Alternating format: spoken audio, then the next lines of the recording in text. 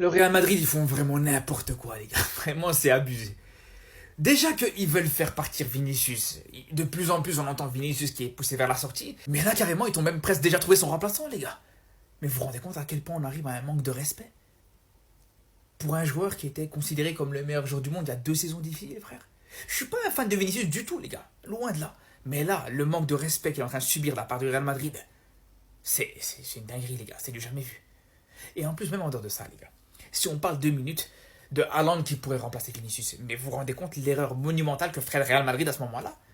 Je sais pas si vous vous rendez compte de ça, les frères. Vous pensez vraiment que en attaque, dans cette équipe du Real, Mbappé et Haaland peuvent être compatibles? C'est vraiment des gens qui regardent les matchs, qui prennent ce genre de décision, les gars? Je pose la question. Même Xabi Alonso aujourd'hui qui vient d'arriver, qui connaît le football, qui est un très bon coach, un bon tacticien, pour lui ça lui va. Haaland et Mbappé devant en attaque. Il n'y a pas un problème. Il n'y a pas un problème de compatibilité. Il n'y a pas un problème de joueurs qui pourraient se marcher dessus un petit peu. Avec deux joueurs comme ça qui sont naturellement attirés vers le but. Non, vraiment les gars, je comprends pas. Le Real Madrid, je comprends pas. Ils ont de l'argent et ils en font n'importe quoi. Je comprends pas. Parce qu'en termes de remplaçants, si tu veux vraiment remplacer Vinicius, t'as plusieurs joueurs. Le Real Madrid pourrait recruter beaucoup de joueurs, les gars. Et ça te parle de Haaland. Mbappé ne pourra jamais jouer à terme avec un joueur qui marque plus de buts que lui. Tout le monde le sait. Lui, apparemment, il a toujours pas compris. Parce qu'apparemment, si Vinicius s'en va du Real Madrid, ne prolonge pas, son rêve, ce serait de ramener Erling Haaland. Selon The Athletic. Mais c'est n'importe quoi, en fait. Ça n'a aucun sens d'un point de vue planification sportive. Au bout d'un moment, faut savoir les joueurs que tu as en ta possession, leur ego, faut connaître un peu tout ça. Est-ce que tu penses qu'en cas de départ de Vinicius, ce que je trouverais inacceptable, et j'y reviendrai plus tard, que Haaland et Mbappé pourraient cohabiter? Ça n'a aucun sens. Ça n'a aucun sens. Nous, les amoureux du football, c'est ce qu'on aurait voulu voir au Real Madrid depuis 2022. Je prône ça, mais j'étais pas encore sur TikTok. C'est ça que je voulais voir, Vini et un mec, un goléador, dans la surface de réparation pour réceptionner ses centres et ses courses folles, pour finir les actions. Parce que Vini n'est pas un finisseur. Au lieu de ça, il a raté Haaland pour faire venir Mbappé. Sauf que Mbappé nous a mis une feinte, donc Haaland est parti à City. Et ensuite, maintenant que Vini n'est pas sûr de prolonger, il veut évincer Vini qui a tout donné pour le Real, pour faire venir Haaland. Et le faire jouer avec Mbappé, un mec qui veut être le meilleur scoreur de son équipe. Abdé a complètement raison dans sa dernière vidéo. Ceux qui disent qu'il faut qu'il y en a un des deux qui parte entre Vinicius et Mbappé, vous êtes des hypocrites. Vous voulez juste dire Vinicius faut qu'il parte, mais vous avez trop honte pour l'assumer parce que vous savez tout ce que Vinicius a fait pour nous. Parce que l'argument de base c'est quoi? Les deux ils peuvent pas jouer ensemble parce que les deux ne défendent pas. Ah bon? Vinicius au Real Madrid ne défendait pas, n'a jamais défendu. Je vais vous faire une petite piqûre de rappel. Vous savez que Vinicius quand il arrive au Real Madrid, il n'est pas arrivé comme un Messi. C'était un jeune joueur prometteur. Il est rentré par la petite porte. Vinicius a commencé à avoir du temps de jeu parce que Eden Hazard ne donnait pas satisfaction. Vinicius est venu par la petite porte et petit à petit, il s'est fait un nom pour devenir titulaire au Real Madrid. À cette époque-là, au Real Madrid, t'avais Sergio Ramos, t'avais Kroos, t'avais Modric et t'avais Benzema. Et vous pensez sincèrement que Vinicius, il arrive au Real Madrid, toi tu viens du championnat brésilien, avec tous les gros noms, surtout au Real Madrid, tu vas arriver, tu vas pas courir. Vinicius a toujours fait les efforts défensifs. Il s'est toujours sacrifié pour le Real Madrid, il a toujours tout donné, parce qu'il savait qu'il était sur la sellette, et qu'à tout moment, s'il baissait un peu ses efforts, il allait sauter. Certes, le Real Madrid a été patient avec Vinicius,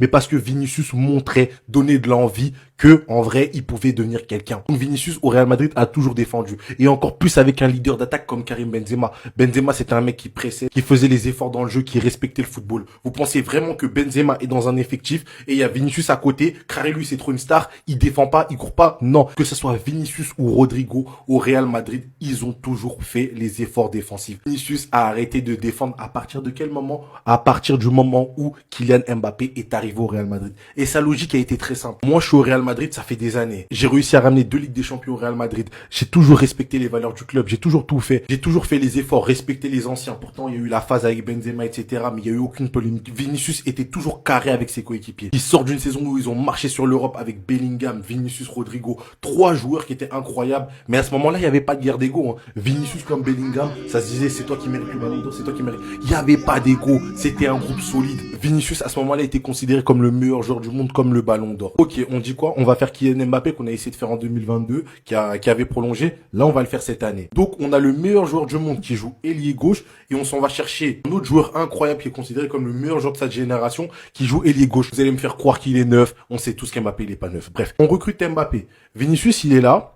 Il voit que Mbappé, il se permet de pas défendre, il se permet de pas courir. Il va se dire quoi? Attends. Moi, ça fait des années que je suis là. J'ai plus prouvé que ce mec-là dans le club. Vous lui donnez un meilleur salaire. C'est pour ça d'ailleurs que les négociations, ça retarde. Parce que Vinicius, il n'accepte pas ça. Il a de l'ego, oui. Quand les choses sont faites injustement. Mbappé, aujourd'hui, a quel mérite de plus que Vinicius au Real Madrid pour se permettre de ne pas courir et d'avoir un meilleur salaire que lui? Il y a rien de justifiable. C'est pas possible. Cette saison, c'est vrai que les deux ne courent pas. Mais si on regarde, on prend le tableau en général, on voit un mec qui est là depuis plus longtemps, qui a 2 Ligues des Champions, et un autre mec, ça fait qu'une seule saison qu'il est là, et il court déjà pas au Real Madrid. C'est qui le réel gros problème entre les deux? Celui qui a toujours couru, qui cette année n'a pas fait les efforts, qui a fait une mauvaise saison, ou celui qui vient d'arriver, mais qui ne court pas? Vous allez me dire 40 buts, 40 buts. C'est là où je vois qu'en fait, le football, les buts, en fait, ça vous a matrixé le cerveau. Et Luis Enrique le disait, je préfère avoir 5 joueurs qui te mettent 15 buts qu'un seul qui te met 40 buts. Il y en a qui disent sans les buts de Kylian Mbappé, on serait peut-être 5e de Ligue 1. Non, sans les buts de Kylian Mbappé, Bellingham, je suis persuadé qu'il met 10 buts de plus. Vinicius, je suis persuadé qu'il met 10 buts de plus. Rodrigo, je suis persuadé qu'il met 10 buts de plus. Thiago Garcia, je suis persuadé qu'on lui donne sa chance beaucoup plus tôt et il mettrait des buts. Donc arrêtez en fait. Kylian Mbappé, il met certes beaucoup de buts, c'est vrai, mais ces buts-là vont au détriment du collectif. C'est-à-dire que Kylian Mbappé, pour l'amener à ses buts,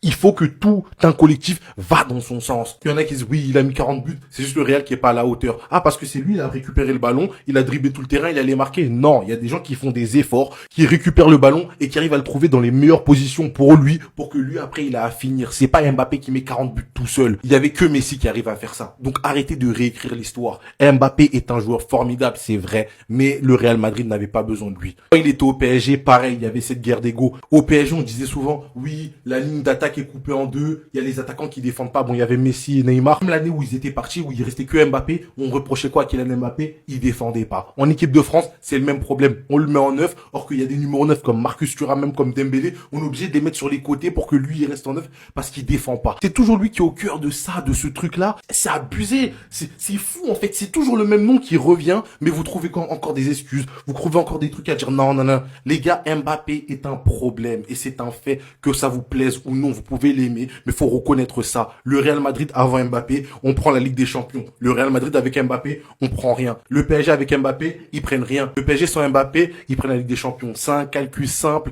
mais qui est rempli de sens. Arrêtez de trouver des excuses. Arrêtez. Assumez que vous êtes juste fanatique d'un joueur. Vous serez capable de descendre n'importe qui juste pour l'encenser. Et c'est un fait.